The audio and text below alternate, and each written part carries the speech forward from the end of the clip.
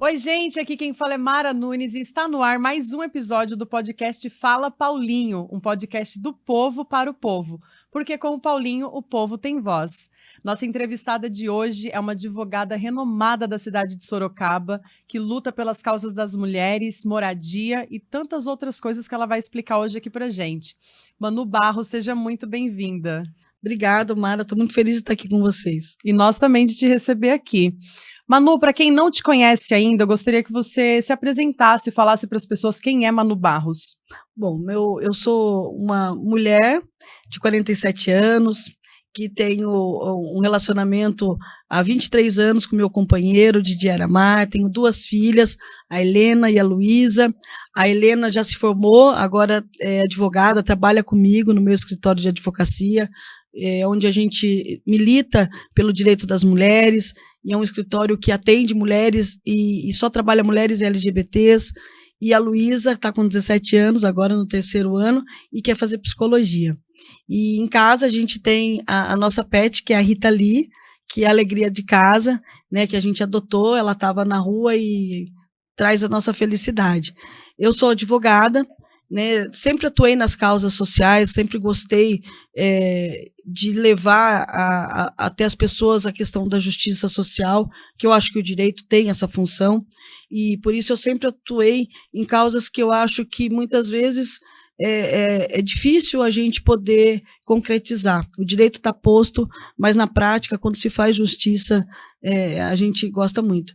E por isso eu fui trabalhar na questão do direito das mulheres, principalmente na questão da violência contra a mulher, que no nosso mundo do direito ela demorou muito para ser positivado. A Lei Maria da Penha só entrou em vigor em 2006, e eu já, desde da década de 90, meados da década de 90, que eu entrei na faculdade de Direito, eu fui trabalhar na hoje atual Defensoria Pública, mas antiga, né, Procuradoria-Geral do Estado, e lá eu comecei a ver o sofrimento dessas mulheres que iam buscar ajuda para pedir uma pensão alimentícia, ou para poder falar da violência contra a mulher, mas de uma forma que não existia uma legislação que amparasse, ou a questão do direito à moradia, que entrou muito cedo também na minha militância, porque logo que eu me formei, eu fui fazer um projeto social em Sorocaba junto à OAB, porque logo que eu me formei já fui atuar na minha entidade de classe. Eu acho muito importante a gente ocupar espaços, principalmente que possam exercer cidadania, direitos. E eu fui presidir uma comissão que chamava OAB Vai aos Bairros, que aqui em Sorocaba tinha um apelido, inclusive, de OAB Pé Vermelho, porque a gente ia nos bairros mais carentes de Sorocaba, e principalmente na periferia, para falar sobre direitos. E eu percebia que, muitas vezes, muito desses bairros, a grande dúvida era a questão da regularização fundiária, do direito à moradia.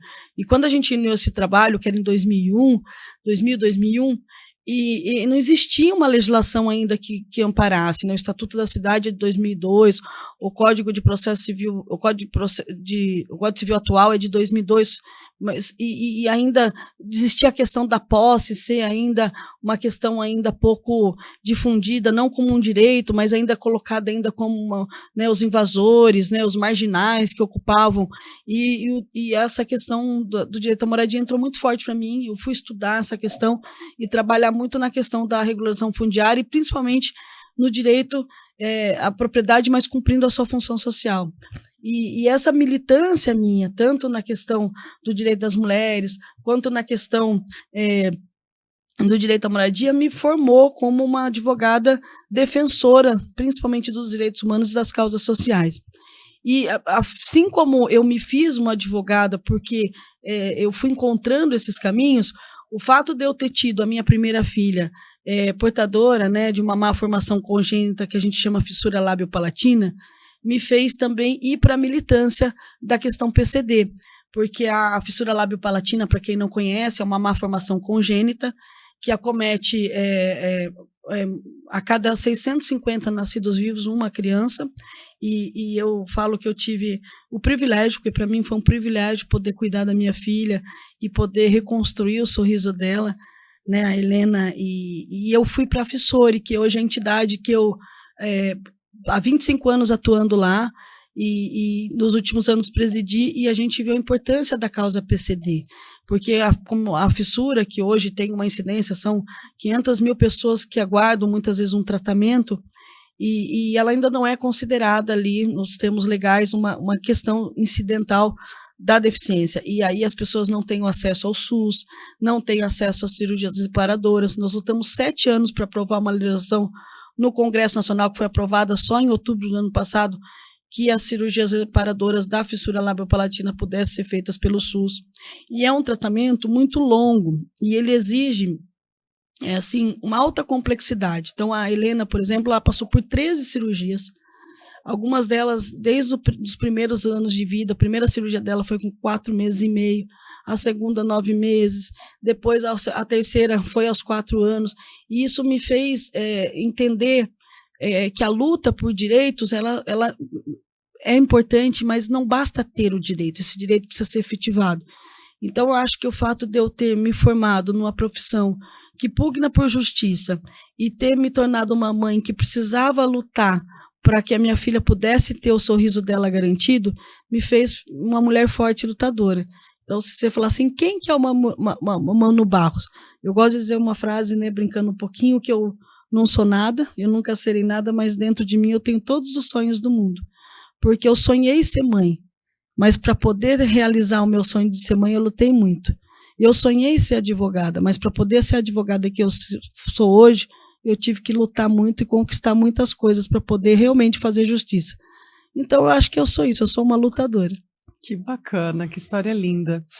E ainda na sua família, você falou que você tem 23 anos, né, de casada. Isso. E eu sempre falo isso em todos e vou continuar repetindo para quem tiver com mais de 10 anos de casamento, porque assim, na atualidade, o número de divórcio aumentou, né? Parece que são relações, sei lá, fragilizadas, descartáveis.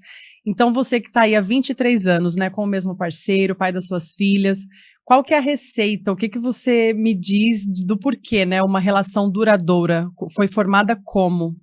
Eu acho que não existe uma receita de um relacionamento ser completo. Eu acho que o que acontece é que existe primeiro uma questão de encontro de almas. Eu acredito nisso. Eu acho que as pessoas buscam estar bem umas com as outras. Eu acho que o relacionamento ele não deve ser uma complementação do seu ser, porque nós somos cada um. Eu acho que o meu encontro com o Aramar, e ele é meu companheiro por 23 anos, eu gosto de falar que ele é meu namorado há 23 anos, porque é assim que eu gosto. Eu acho que nenhum contrato social te dá mais direitos do que o respeito. Eu acho que o respeito é o que mais tem. E quem nos conhece, todo mundo sabe, porque eu sou uma pessoa que eu sempre estou colocando publicamente, né, brincando com o Didi Aramar.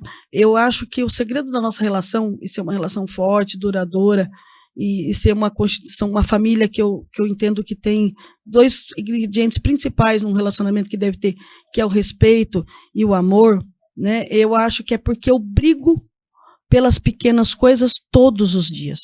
A gente briga muito, mas a gente nunca briga por coisas importantes. A gente sempre tem o mesmo olhar, a gente sempre quer os mesmos quereres, a gente tem as mesmas ideologias, a gente tem os mesmos sonhos. Então, eu acho que quando o casal briga pelas pequenas coisas, mas ele está sempre unido pelos grandes problemas, eu acho que a tendência é que ele fique junto e que ele seja feliz.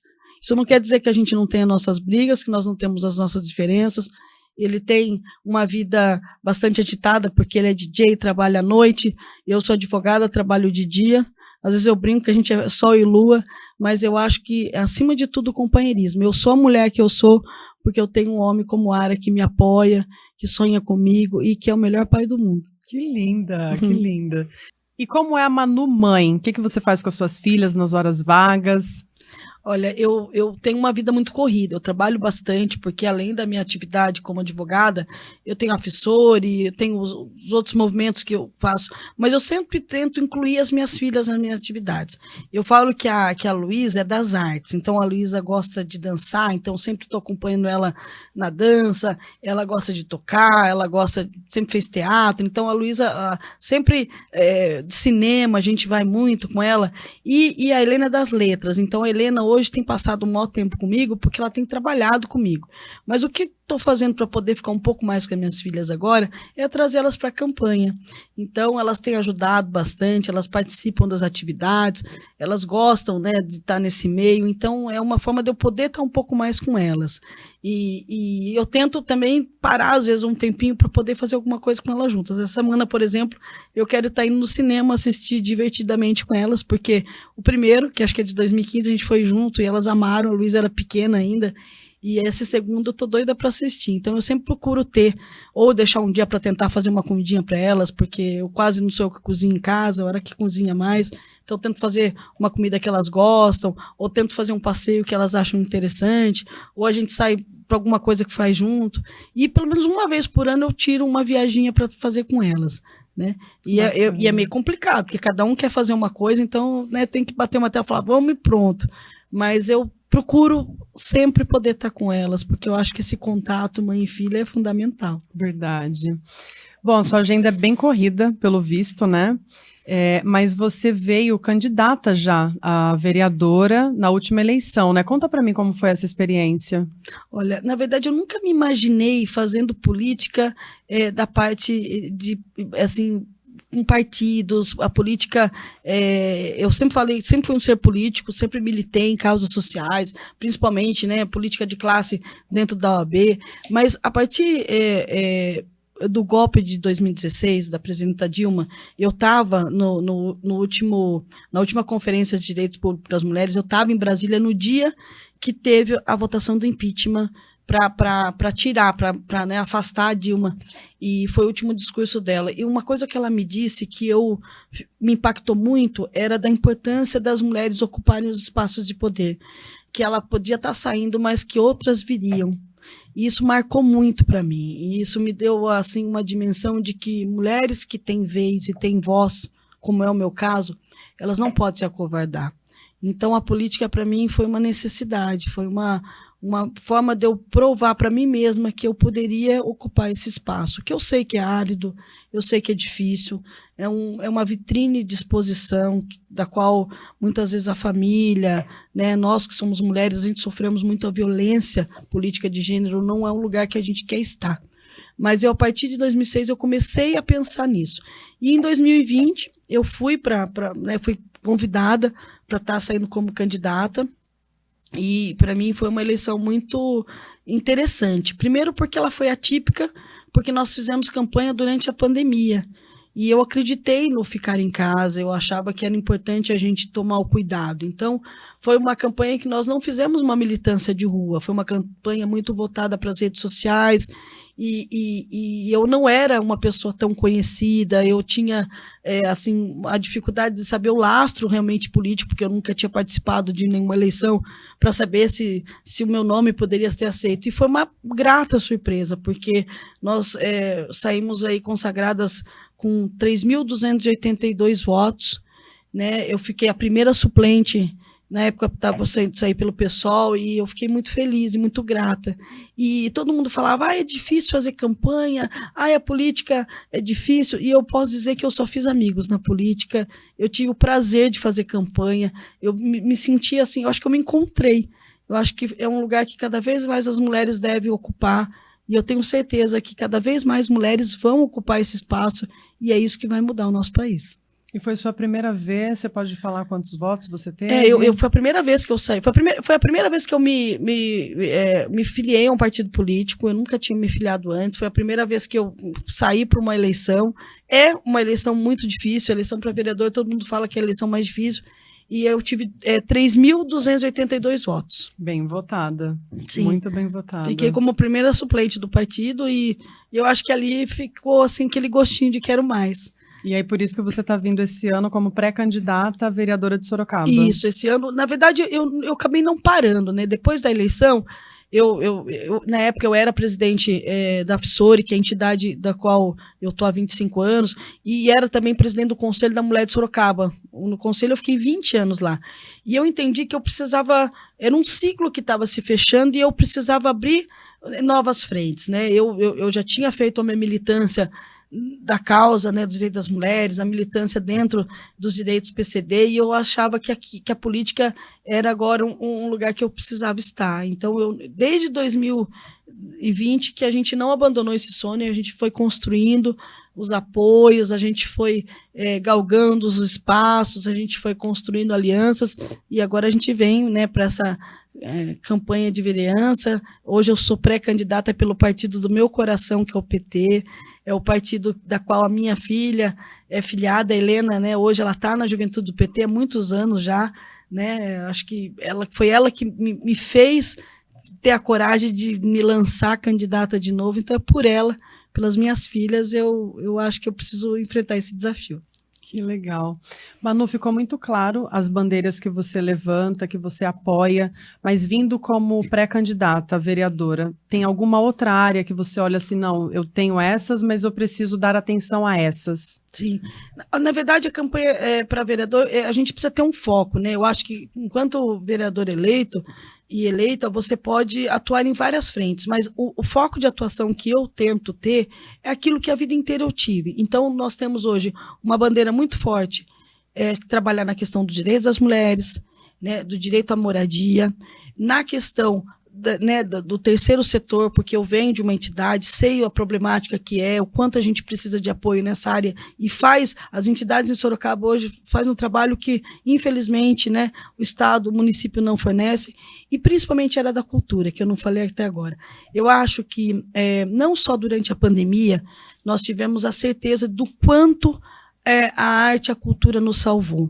Eu acho que a gente está hoje vivendo um momento, enquanto nação e brasileiros, de muita dificuldade, né? A gente passou por um momento terríveis nos últimos 4 anos de desmantelamento das políticas públicas, de sofrimento, inclusive mental, pela pandemia, desse retrocesso dos nossos direitos, e a arte nos salvou. E eu sou uma consumidora, assim, contumaz de arte. Eu sempre, trabalhando muito tempo com a questão da violência, porque eu fui advogada do Centro de Referência da Mulher, e lá eu trabalhei como assistente de acusação dos casos de abuso sexual de criança e adolescente. Eu já atuei em mais de 300 casos de violência sexual, milito há muitos anos na questão da violência contra a mulher, então atuo na questão de feminicídios. Então, como o meu dia a dia é muito sofrido, a arte me salva. E eu sei o quanto a massa cultural de Sorocaba é maravilhosa. Então, eu consumo muito cinema, vou em música, vou em festival de dança. São os meus amigos, é a minha galera, né? E por ter um marido artista, por ter o Lara como DJ, essa galera eu sei o quanto é necessário. Então, eu falo que eu sou uma mulher que eu vou estar atuando muito nessa questão também da área cultural, porque eu acho que investir em cultura não é gasto. Né, é talvez o melhor investimento que a gente pode fazer, porque a gente vai estar cuidando da saúde mental, a gente vai estar fazendo uma implementação de muitos empregos, né? Eu acho que você trabalha com cultura, com educação, com saúde, e isso você pode fazer nessa prevenção. A gente, às vezes, acaba cuidando da doença, mas não cuida da causa que gera essa doença, e eu acho que a gente pode evitar tudo isso com políticas públicas de investimento nessas áreas. Verdade. E falando em políticas públicas, eu gostaria de saber qual a sua opinião sobre a atual gestão de Sorocaba. Olha, eu tenho atuado, né, de forma muito intensa junto ao município de Sorocaba, seja como advogada do CREAS, seja como advogada do Centro de Referência da Mulher, estando na OAB, ou também como presidente do Conselho da Mulher. Eu passei por vários governos, e eu nunca vi um governo tão nefasto, eu nunca vi um governo tão antidemocrático, um governo que odiasse tanto as mulheres, um governo que desmantelasse tanto as políticas públicas. Ele acabou com todos os conselhos, inclusive o Conselho da Mulher, ele atrelou o funcionalismo, a ideia de que a prefeitura muitas vezes deixa a desejar um serviço por conta do funcionalismo, e não é a verdade. O funcionalismo de Sorocaba é o maior patrimônio que essa cidade tem. A maior empresa de Sorocaba é a prefeitura. A gente tem profissionais de todas as áreas extremamente comprometidos e ele não valoriza isso. Ele é um TikToker, né? Eu chamo ele de prefake, porque ele é um cara que ele acaba disseminando mentiras, disseminando fake news. Ele prometeu inúmeras situações, né? Eu chamo de estelionato eleitoral, porque ele prometeu casa para todo mundo e nunca construiu uma casa sequer. Ele prometeu que a saúde de Sorocaba seria nível Unimed, e a gente sabe o quanto tem gente morrendo à espera de um exame, ou que nem remédio na farmácia tem. Ele promete questões de... Hoje, Sorocaba tem índice altíssimo de acidentes de trânsito, que poderia, de repente, ser evitado com melhor sinalização, com uma fiscalização. Você tem um problema gravíssimo em Sorocaba, que é a parte de ocupação do solo urbano, com loteamentos que têm causado assim, crimes ambientais. Nós tivemos uma piora em situações que nós já fomos liderança, como a água de Sorocaba no SAI, que sempre foi um patrimônio e hoje está, infelizmente, deixado de lado. A gente não tem, a gente não pensa numa cidade para o futuro, né? A questão hídrica de Sorocaba é um problema. Nós tivemos a questão das chuvas e teve inundações, e ele continua prometendo que vai deixar essas pessoas em lugares que a gente sabe que é de risco. Fora dele ir nos bairros que estão com problema sério de regularização fundiária e falam para as pessoas não terem advogado, que é uma questão eminentemente legal. Então, eu acho que esse prefeito ele causou um mal tão grande para Sorocaba que a gente vai levar talvez umas 2 ou 3 gestões para poder colocar Sorocaba de novo nos trilhos. Mas o que mais me preocupa de tudo isso são as alarmantes denúncias de corrupção, né? Vide a questão do prédio da educação, da qual foi gasto 10 milhões a mais do que o valor de mercado, a questão dos kits de mecânica, né, que ele pagou, que custava um preço X, e ele inflacionou isso 100 vezes, né? A gente vira e volta ver a Polícia Federal indo buscar, né, algum tipo de documentação na prefeitura, e o que me chama a atenção é que por que a gente quer um prefeito que está há mais de um ano com as contas congeladas? Então, assim, em nada a prefeitura inovou nos últimos 4 anos, e é urgente que a gente tire, né, esse governo do poder, porque ele só fez, no meu ponto de vista, coisas equivocadas. E eu espero muito que a população de Sorocaba encontre outro rumo, porque Sorocaba é uma cidade pujante, tem um povo trabalhador, nós temos um benefício muito grande pelas estradas que aqui cortam, em termos, né, de você poder escoar a produção. Nós estamos localizadas numa região aprazível. Sorocaba é uma cidade linda, Sorocaba é uma cidade que pode ser modelo para o Brasil, e infelizmente está parada, porque a gente tem um mitômano no governo. E quais são, assim, as melhorias que você acredita que precisam ser feitas urgente em Sorocaba? Eu acho que Sorocaba, como o povo sorocabano sempre diz, a principal urgência para Sorocaba é uma melhoria na educação. Uma cidade que o povo não está saudável, ela não consegue ter trabalho, ela não consegue cuidar. Então, eu acho que urgentemente a gente precisa refazer a questão dos convênios em relação à saúde, a gente precisa ter um investimento maior na educação, né, pública de qualidade, de alto nível, né, chamando principalmente os concursados para parar de ter essa terceirização. A gente precisa poder inovar, né, menos burocracia, para chamar mais empresas e poder criar mais empregos. A gente precisa investir maciçamente em cultura, né? Sorocaba é uma cidade que tem esse poder.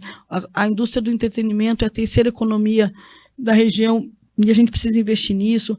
Eu acho que, principalmente na questão da segurança, as pessoas têm estão sentindo alguns bairros, principalmente, né, os bairros mais periféricos, a questão da segurança, e a gente precisa ter políticas públicas claras em algumas áreas, né, principalmente na questão das mulheres. Eu acho que Sorocaba tem um altíssimo índice de violência contra a mulher. Eu sei que isso não depende só do município, depende do Estado, mas se não tem um governo forte para poder brigar, para trazer, a gente precisa investir principalmente na questão, né, de você ter uma cidade que quer ser humanizada, então você ter um atendimento de qualidade para a população mais vulnerável, né? E o que eu acho para mim que é o maior problema dessa cidade, e que é isso que causou toda a nossa história de exclusão, principalmente dos bairros periféricos, exemplo do Abiteto e do Carandá, é a questão de como a gente pensa a forma de ocupação urbana. Sorocaba ela tem uma característica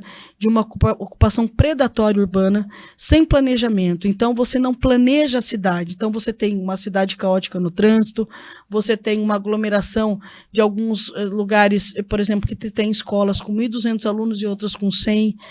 Você tem uma falta de previsão de pensar, por exemplo, no hospital municipal, e se investe hoje em parcerias porque você não tem como fazer, e principalmente na questão da fiscalização, né? Eu acho que falta em Sorocaba uma coisa que a gente chama, em que todo Estado democrático de direito precisa ter, que é o sistema de freios em contrapeso. A gente precisa ter um executivo que realmente faça o que é importante para a população, um legislativo que fiscalize, né, e um judiciário que julgue. A gente em Sorocaba tem falhas nessa questão, porque nós temos um legislativo que é escravo hoje do prefeito, e muitas vezes nós não temos nem fiscalização, e o nosso PIB, que é enorme, hoje vai estar chegando quase 4 bi, a gente não vê onde esse dinheiro é gasto. Então, eu acho que se tiver um pouquinho de fiscalização e um pouquinho mais de vontade de trabalhar, a gente melhora a saúde, melhora a educação, melhora a segurança, e principalmente a gente vai conseguir realmente voltar a ser uma economia pujante no estado de São Paulo. Bacana. Você está vindo, né, nessa disputa junto com o Paulinho do transporte, e eu gostaria de saber para você como que está sendo essa experiência, né, de estar aí nessa jornada junto com ele.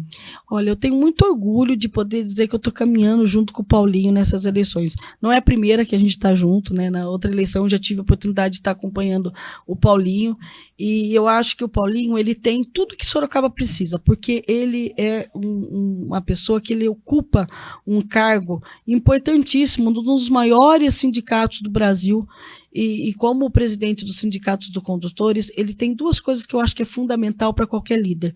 Primeiro, que ele sabe negociar, ele sabe fazer a boa política, que é aquela política de você conseguir para os seus a melhor situação. E ele tem uma coisa que eu acho que é indispensável: o Paulinho é o vencedor. Ele tem uma história de vida muito bonita, de superação, né? E ele sabe, como um esportista, que é com muita luta e que é na prática do dia a dia que a gente vence. Então, ele sabe que para conseguir as coisas, ele tem que lutar muito, tem que ter muita honestidade, muita coragem. A gente não é mágica. Governar uma cidade como Sorocaba não é fácil. A gente tem desafios todos os dias. E a primeira coisa que eu acho que você precisa ter é honestidade. Eu acho que o Paulinho ele tem essas características, ele é uma pessoa que ele já provou né, o quão empreendedor ele é, o quanto ele fez ele cresceu e fez com hoje o Sindicato dos Condutores seja um dos maiores do Brasil, da América Latina e inclusive internacionalmente um reconhecimento. Sorocaba precisa de uma pessoa que seja líder. Eu acho que isso falta. E é essa esperança que eu tenho. E eu acredito muito também no nosso partido. Eu acho que o nosso partido é um partido dos trabalhadores e das trabalhadoras. E Sorocaba é uma cidade de trabalhadoras. Desde as tecelãs, né, e hoje as metalurgias que tem em Sorocaba, né, as mulheres do comércio. Eu acredito muito na força da trabalhadora e na força do trabalhador. E por isso nós precisamos de um trabalhador na nossa liderança. Se eleitos, O que você sugere, né, que vem aí no mandato?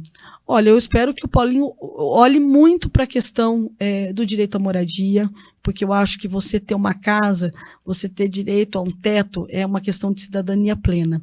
Eu espero que ele ouça o movimento de mulheres e ele entenda que os conselhos de direito, todos eles são necessários, porque a gente precisa ter o controle social da população, que ele não seja um prefeito que tenha medo de críticas, porque a crítica construtiva é importante. E eu espero que ele invista muito na questão da educação. Nenhuma cidade pode crescer e pode emancipar o seu povo se ele não investir no jovem e na educação. Talvez, se eu pudesse dar um conselho para o meu prefeito, é que ele invista na juventude. A juventude dessa cidade é o nosso futuro. Legal. Manu, estamos chegando ao fim da nossa entrevista. Foi muito bom te conhecer melhor. E eu vou deixar, então, o microfone aberto e aquela câmera ali para você deixar suas considerações finais. Legal. Bom, eu queria muito agradecer esse espaço, eu gostei muito dessa oportunidade, porque eu acredito que a população de Sorocaba pode ter voz com o Paulinho. E eu queria chamar vocês para conhecer as minhas redes sociais, né, manubarros.sorocaba, porque muita gente fala da Manu, mas só conhecendo o meu trabalho que você pode saber o que eu quero fazer por Sorocaba. E eu tenho certeza que com muito amor e coragem a gente pode mudar os rumos dessa cidade. Manu, boa sorte. Muito obrigada, querida. E a vocês que nos assistem, sigam Paulinho do Transporte nas redes sociais e até o próximo episódio. Tchau, tchau.